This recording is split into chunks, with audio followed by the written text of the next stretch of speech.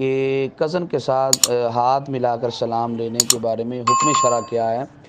ہمارے ہاں یہ بات بڑی عام ہے اور غیر معیوب سمجھی جاتی ہے کہ جو لڑکیاں ہوتی ہیں وہ اپنے کزن سے، خالہ کے بیٹے سے، چچے کے بیٹے سے وہ ہاتھ وغیرہ ملاتی ہیں اور اس کو بالکل معیوب بھی نہیں سمجھتی، اور یہ بالکل قطعاً ناجائز ہے۔ اور اعلیٰ حضرت رحمۃ اللہ تعالیٰ علیہ تو فتاوی رضویہ شریف میں فرماتے ہیں، آپ فرماتے ہیں جو غیر ہے نا، غیر محرم ہے تو یہ بھی غیر محرم، فرمایا وہ غیر محرم جو اجنبی ہے، جو رشتہ دار نہیں ہے، جس کا گھر میں آنا جانا نہیں ہے، تو فرمایا اس سے جو ہے نا وہ گناہ کا اندیشہ تھوڑا ہے، فرمایا اس سے زیادہ ہے، یہ تو گھر میں رہتا ہے، آتا جاتا ہے، تو اس وجہ سے فرمایا اس کی بنسبت اس سے پردہ کرنا زیادہ ضروری ہے۔ تو اس لحاظ سے بہنوئی سے اور اسی طرح یہ کزن وغیرہ جو ہوتے ہیں، عجیب رواج ہے، کہتے ہیں جی یہ ہمارے بھائی ہیں اس وجہ سے ہم سلام لیتے ہیں۔ بھائی ہے تو بھائی سے تیرا نکاح ہو سکتا ہے، چاچا کے بیٹے سے تو نکاح کر سکتی ہے، بھائی سے نکاح کر سکتی ہے۔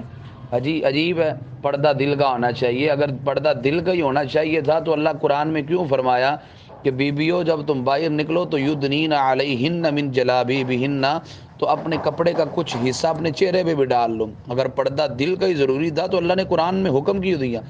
نبی پاک صلی اللہ علیہ وسلم کی بارگاہ میں ایک نبینہ صحابی حضرت عبداللہ بن ام مکتوم رضی اللہ تعالیٰ عنہ آ رہے تھے، تو حضور علیہ السلام کی بارگاہ میں حضرت عائشہ صدیقہ بیٹھی ہیں، حضرت حفصہ بیٹھی ہیں، اتنی عظیم محبوب علیہ السلام کی ازواج ہیں۔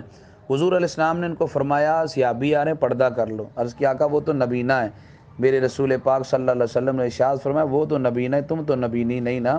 اب محبوب علیہ السلام نے گویا امت کو سبق دیا کہ تم نے بہر صورت یہ نہیں کہا جا سکتا جی مجھے میری بیوی پہ مجھے بڑا اعتبار ہے، یہ بغیر پردے کے بھی چلی جائے تو خیر ہے، مجھے بیٹی پہ بڑا اعتبار ہے۔ کسی نے حضرت بایزید بلکہ حضرت جنید بغدادی سے کہا تھا حضور مجھے بیٹی پہ بڑا اعتبار ہے تو میں اس کو فلاں جگہ بھیج دوں۔ فرمایا تجھے بیٹی پہ اعتبار ہے، نبی پاک کو اعتبار نہیں تھا؟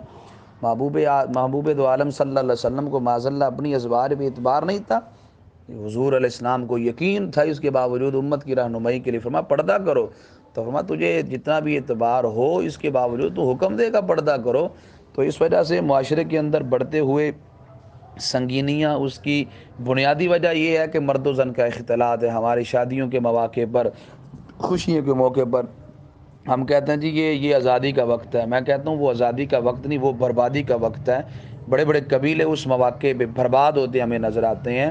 تو اس وجہ سے جو بچیاں باحیا ہوتی ہیں اور نظر جھکا کے چلتی ہیں، ان کے ماں باپ نظر اٹھا کے چلتے ہیں، اور جو بچیاں معاشرے میں نظر اٹھا کے چلتی ہیں ساری زندگی، ان کے ماں باپ پھر نظر جھکا کے چلتے ہیں، وہ زندگی بھر نظر اٹھا کے نہیں چل سکتے۔